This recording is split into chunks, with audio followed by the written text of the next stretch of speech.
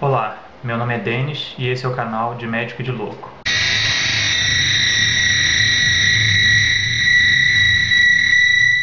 O tema hoje é a Síndrome do Pânico.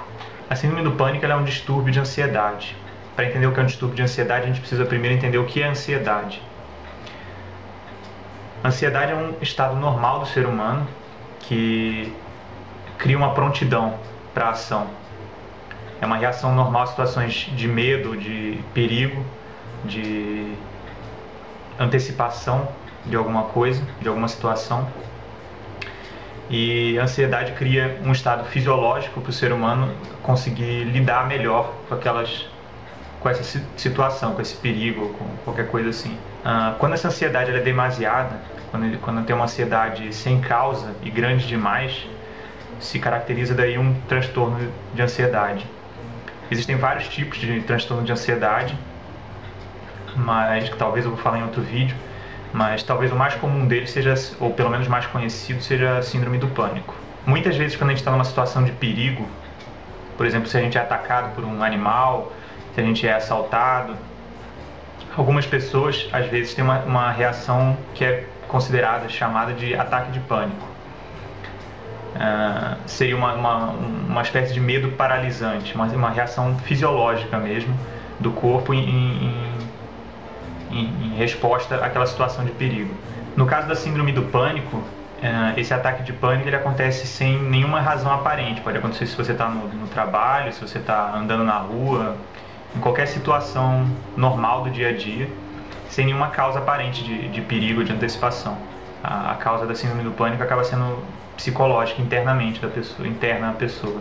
E o que caracteriza então a síndrome do pânico? A pessoa passa a ter ataques de pânico com uma certa regularidade e ela cria uma espécie de um padrão de reação a essas crises de pânico, porque geralmente a pessoa não sabe o que está acontecendo com ela muitas vezes acha que está enlouquecendo, acha que vai morrer, acha que é alguma outra doença e ela começa a temer os próprios sintomas do ataque de pânico.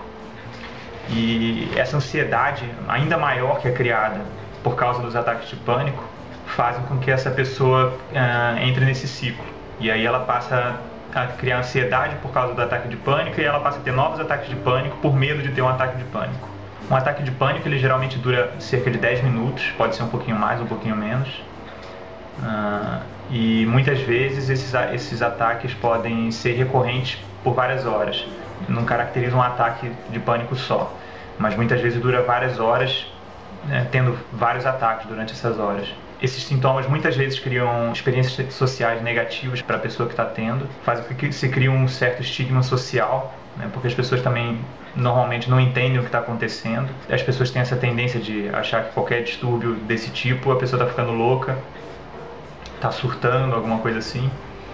E aí a pessoa acaba tendendo a se isolar, a se retrair de situações sociais. E muitas vezes a pessoa que tem síndrome do pânico, ela começa a se afastar de qualquer situação que ela ache que pode levar ela a ter um ataque, né? Situações sociais ou lugares como um ônibus fechado, onde ela não possa sair com facilidade, ou qualquer lugar fechado, na verdade, né? Onde ela não possa fugir com facilidade, já que muitas vezes quando a pessoa está tendo um ataque de pânico, ela tem uma vontade muito grande de fugir de onde quer que ela esteja tendo o ataque. O corpo, durante um ataque de pânico, ele reage como se houvesse um grande perigo, mesmo que não tenha. E a pessoa vai apresentar taquicardia, suor frio, tontura, falta de ar, tremores, um medo incontrolável, pode ser medo de perder o controle, medo de enlouquecer, medo de morrer, hiperventilação, pode ocorrer sufocamento, dor no peito, náusea, dormência ou formigamento dos membros, arrepios, desmaios, sensação de alteração de realidade como despersonalização ou desrealização. Muitas vezes um ataque de pânico ele é confundido com algum outro tipo de problema físico, né? O que impede muitas vezes que a pessoa procure um médico corretamente, né? Muitas vezes vai acabar fazendo outros exames que não tem nada a ver e os médicos vão achar que ela não tem nada. A síndrome do pânico ela não tem uma única causa. Existe uma forte correlação hereditária no aparecimento da síndrome e muitas vezes ela vem em conjunto com outros distúrbios hereditários, como por exemplo o alcoolismo ou a bipolaridade. Existem estudos que mostram que em casos de gêmeos idênticos, se um apresenta síndrome do pânico, existe uma chance de 40% de o outro gêmeo também apresentar. Existem fatores psicológicos que se acredita influenciarem bastante fortemente no desenvolvimento da síndrome do pânico, como por exemplo mudanças muito radicais na vida da pessoa, morte de pessoas próximas, dificuldades profissionais, hipocondria, experiências traumáticas, separações, doenças graves, crises existenciais. Pessoas que se cobram muito, que exigem muito de si mesmos, também tendem a desenvolver com mais frequência a síndrome. E existem também evidências que ligam o uso de algumas substâncias, ou até, melhor dizendo, o abuso de certas substâncias, ao desenvolvimento também da síndrome. Como, por exemplo, o cigarro, a cafeína, o álcool e tranquilizantes, né, calmantes. Geralmente a síndrome aparece no início da vida adulta, né? Quase metade das pessoas que têm a síndrome desenvolvem antes dos 24 anos, e ela costuma aparecer também 2 vezes mais em mulheres do que em homens. A síndrome do pânico, se ela não for tratada adequadamente, ela muito raramente desaparece de forma espontânea, e ela pode muitas vezes levar a outros distúrbios de ansiedade ou agravar o quadro do paciente. Pode também levar a abuso de álcool, de calmantes, porque muitas vezes a pessoa tenta se automedicar através disso, para poder acalmar a ansiedade.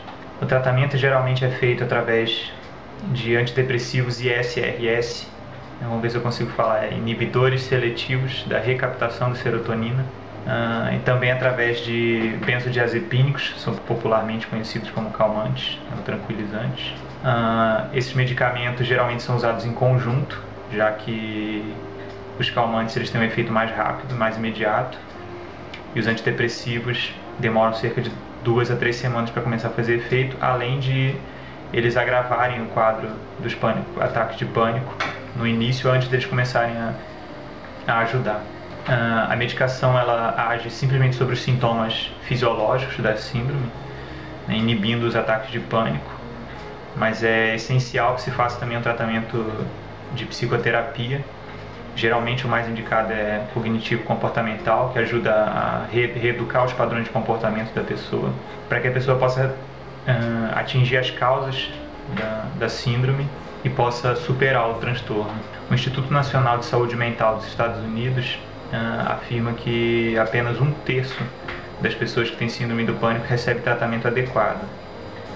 São dados dos Estados Unidos, mas eu acredito que deve ser mais ou menos por aí aqui no Brasil também. Por isso que é tão importante ter a informação correta e desmistificar esse assunto, para que ninguém ache que está ficando louco porque teve um ataque de pânico. Não tem nada a ver com ficar louco, isso é um distúrbio de ansiedade.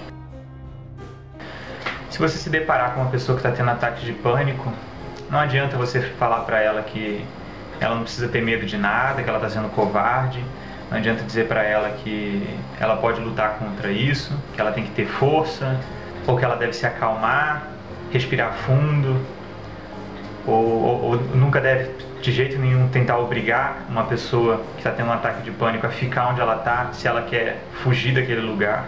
E não deve ficar fazendo suposições sobre o que você acha que ela precisa. Simplesmente deve apoiar essa pessoa e ajudar ela a buscar o tratamento adequado. Enquanto ela estiver tendo esses ataques de pânico, até ela começar a conseguir superar esse distúrbio, o ideal é conseguir manter as coisas dentro de uma rotina, sem mudanças, sem surpresas, sem nada muito brusco que possa levar a um aumento de ansiedade e a desencadear um ataque de pânico. Você deve ser paciente com a pessoa enquanto ela se trata e não deve tratar essa pessoa como se ela fosse um inválido. De modo nenhum essa pessoa se torna um inválido. E, acima de tudo, não entre em pânico. Dessa vez eu tenho 2 filmes que retratam bastante fielmente a síndrome do pânico. O primeiro deles é um filme é uma animação, se chama Mary and Max. É sobre um homem que tem síndrome de Asperger. Talvez eu fale sobre essa síndrome num vídeo futuramente. E ele mora em Nova York e ele conhece uma menina, por correspondência, ele conhece uma menina que mora na Austrália. E eles ficam bastante amigos. E esse homem, o Max, ele tem síndrome do pânico. Ele tem muitos ataques de pânico toda vez que alguma coisa muito repentina acontece na vida dele. E os ataques de pânico são retratados de uma forma bastante fiel, bastante real no filme. O outro filme é um filme brasileiro, se chama Dois Coelhos. É um filme recente, mais ou menos. E tem uma personagem no filme também que tem ataques de pânico. Também achei bastante fiel a forma como é retratado. É isso, espero que vocês tenham gostado do vídeo. Quem quiser, compartilhe, se inscreva no canal, dê um gostei e um abraço e até mais.